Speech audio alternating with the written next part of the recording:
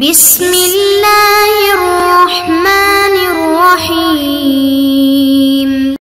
السلام علیکم ورحمۃ اللہ وبرکاتہ۔ معزز طلباء کرام، آپ سب کیسے ہیں؟ آج ہم مؤطا امام محمد کے سبق نمبر 298 کو پڑھیں گے۔ آج کے ہمارے سبق کا عنوان ہے اٹھائے ہوئے بچے کی وراثت کا بیان۔ آج کے ہمارے سبق میں ہم نے 2 ابواب کے حوالے سے سبق پڑھنا ہے۔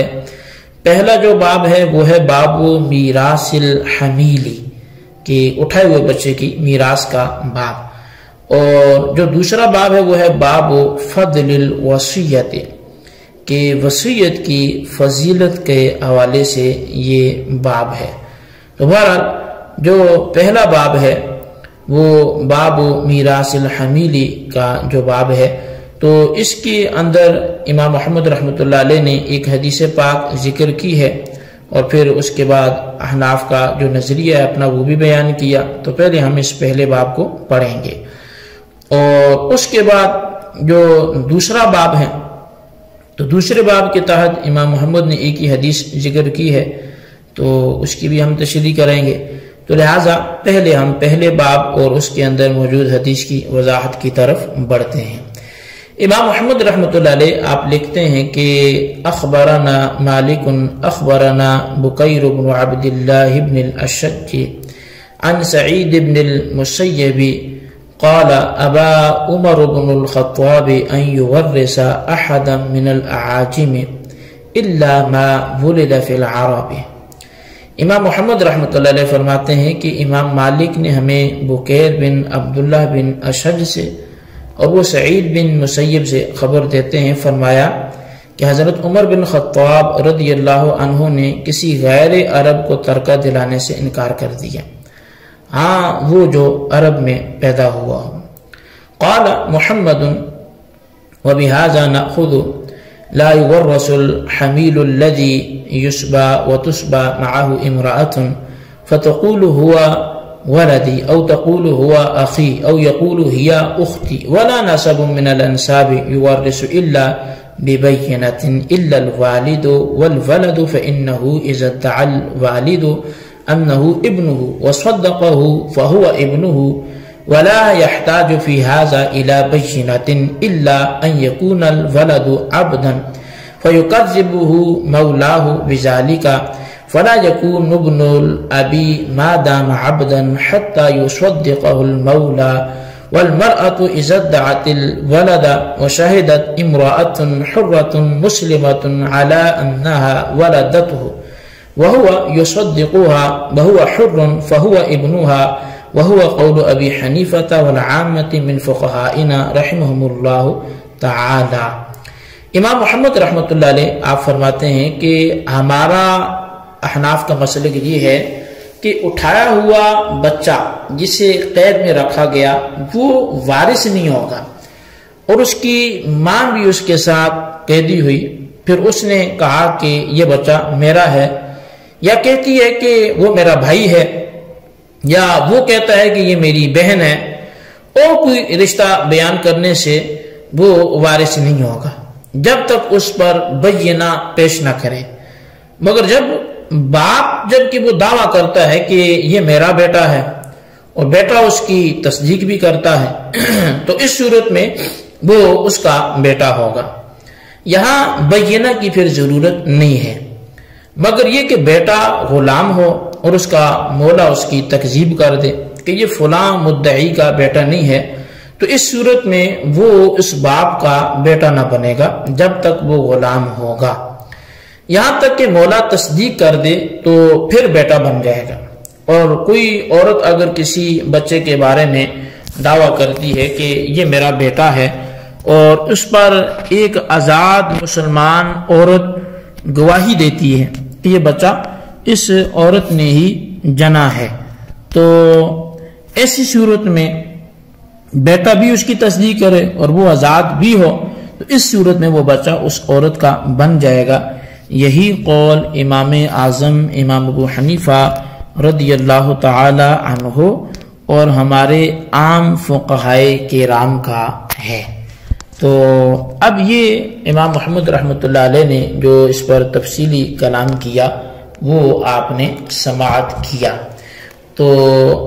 اب حضرت عمر بن خطاب رضی اللہ تعالیٰ عنہ کے ارشاد کا خلاصہ یہ ہے کہ اختلاف دارین یعنی دارالحرب اور دارالاسلام میں وراثت کا ایک معنی ہے، یعنی دارالحرب میں رہنے والا دارالاسلام کے رہنے والے کا وارث نہیں ہوگا، اور اگر میراث لینے والا دارالاسلام میں پیدا ہوا ہو تو وارث بنے گا۔ اس کے بعد امام محمد رحمۃ اللہ علیہ اسی مسئلے کی چند صورتیں آپ بیان فرماتے ہیں۔ پہلی صورت آپ یہ لکھتے ہیں کہ ایک بچہ دارالحرب سے لایا گیا، اس کے ساتھ ایک عورت ہے جو اس بچے کے بارے میں اپنا بیٹا ہونا ظاہر کرتی ہے یا اپنا بھائی کہتی ہے، تو اس اقرار سے نہ نسب ثابت ہوگا نہ میراث جب تک کہ اس پر گواہی وہ نہ پیش کر دے۔ اور دوسری صورت یہ ہے کہ دارالحرب سے لڑکا لایا گیا، اس کے ساتھ ایک مرد ہے اور وہ یہ کہتا ہے کہ یہ بچہ میرا بیٹا ہے، اتنی بات پر اس کا نسب اور میراث ثابت نہیں ہوگا۔ ہاں اگر بچہ تصدیق کرتا ہے کہ یہ واقعی میرا باپ ہے تو پھر نسب اور میراث جو ہے یہ ثابت ہو جائے گا۔ اور تیسرا جو مسئلہ ہے وہ یہ ہے کہ اٹھا کر لانے والا یہ کہتا ہے کہ یہ میرا بیٹا ہے اور بیٹا بھی تصدیق کرتا ہے، لیکن باپ ہونے کا دعوے دار خود کسی کا غلام ہے، تو جب تک اس کا مولا اس کے دعوے کی تصدیق نہ کرے نسب اور میراث جو ہے یہ ثابت نہیں ہوں گے۔ ایک عورت کسی بچے کے بارے میں یہ دعویٰ کرتی ہے، یعنی یہ چوتھا مسئلہ ہے کہ ایک عورت کسی بچے کے بارے میں یہ دعویٰ کرتی ہے کہ یہ میرا بیٹا ہے، اور اس کے دعویٰ پر ایک آزاد مسلمان عورت وہ گواہی دے دیتی ہے کہ واقعی یہ بچہ اسی عورت نے جنا ہے، تو اس صورت میں نسب اور میراث ثابت ہو جائیں گے۔ امام اعظم امام ابو حنیفہ رضی اللہ تعالیٰ عنہ اور فقہائے احناف کے اس مسئلے کی تصدیق جو ہے ایک اس روایت سے بھی ہوتی ہے جسے صاحب ازالت الخفا نے نقل کیا ہے۔ دارمی اور امام شعبی سے روایت کرتے ہیں کہ حضرت عمر فاروق اعظم رضی اللہ تعالیٰ عنہ نے قاضی شریح کو لکھا کہ اٹھا کر لائے گئے بچے کا کسی کو وارث قرار نہ دیا جائے جب تک کہ شہادت موجود نہ ہو، اگرچہ اس بچے کو کوئی عورت اس کے کپڑے میں لپیٹ کر ہی کیوں نہ لائے۔ تو معزز طلباء کرام، دارمی کی اس روایت نے ثابت کر دیا کہ اٹھایا ہوا بچہ خواہ کوئی عورت اسے خون آلود کپڑوں میں لپیٹے ہوئے لائے اور کہے کہ یہ میں نے جنا ہے، اس بچے کو کوئی ملک میں لے آیا ہو اور وہ اسے آزاد کر دیتا ہے تو عورت کا دعویٰ تسلیم نہیں ہوگا، اور وہ بچہ اس کا وارث یا اس کی جو ہے وہ ماں اس کی وارث یہ نہیں ہوگی جو بول رہی ہے کہ میں باپ، بلکہ اس کی ولا جو ہے وہ اس کے مالک کی ہوگی جس نے اسے آزاد کیا تھا۔ ہاں اگر عورت اپنے دعویٰ پر دلیل پیش کر دیتی ہے تو پھر نسب بھی ثابت ہو جائے گا اور میراث بھی ثابت ہو جائے گی، اور پھر وہی بچے کی ولا کی بھی وارث ہوگی، لیکن شرط یہ ہے کہ وہ اپنے دعوے پر دلیل پیش کر سکے۔ تو یہ ہمارا پہلا باب تھا اٹھائے ہوئے بچے کے حوالے سے جو یہاں پہ آ کے مکمل ہوا۔ اس کے بعد جو ہے ہمارا آج کے سبق میں جو دوسرا باب ہے، اور دوسرا جو ہمارا باب ہے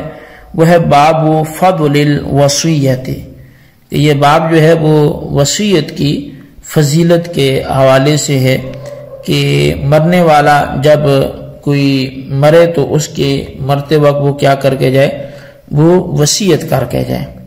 تو اب وصیت کے حوالے سے جو ہمارا یہ باب شروع ہونے لگا ہے، اس باب میں ہم وصیت کتنی ہونی چاہیے اور اس کی شرعی حیثیت کیا ہے، تو اس حوالے سے مختصر سا ایک ہم سبق جو ہے باب ہے وہ پڑھتے ہیں۔ تو امام محمد رحمۃ اللہ علیہ آپ حدیث پاک لکھتے ہیں کہ اخبرنا مالک اخبرنا نافع عن عبد الله بن عمر أن رسول الله صلى الله عليه وسلم قال ما حق امرئ مسلم له شيء يوصي فيه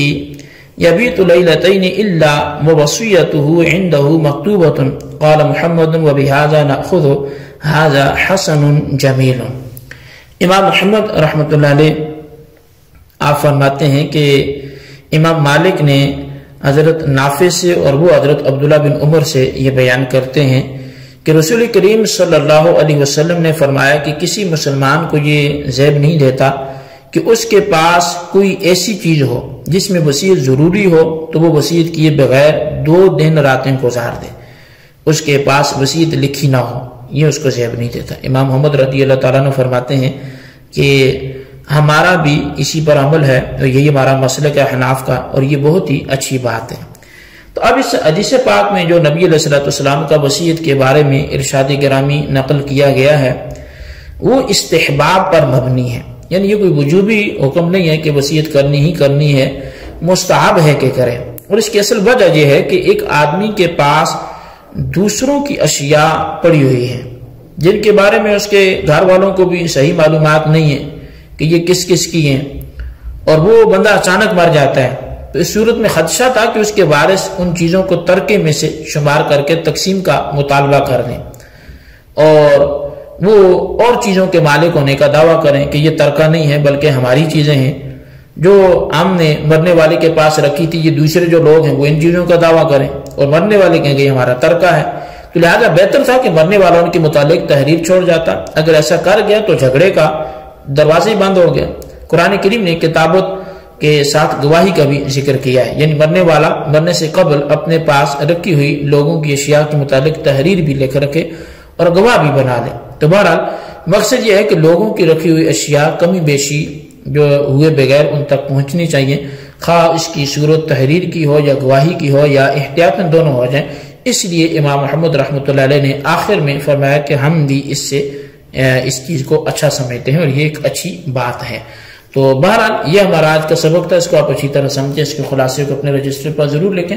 اللہ تعالیٰ سے دعا کرتے ہیں جو ہم نے پڑھا سنا سے یاد رکھنے کی توفیق نصیب فرمائے، آمین بجاہ نبی الامین صلی اللہ علیہ وسلم۔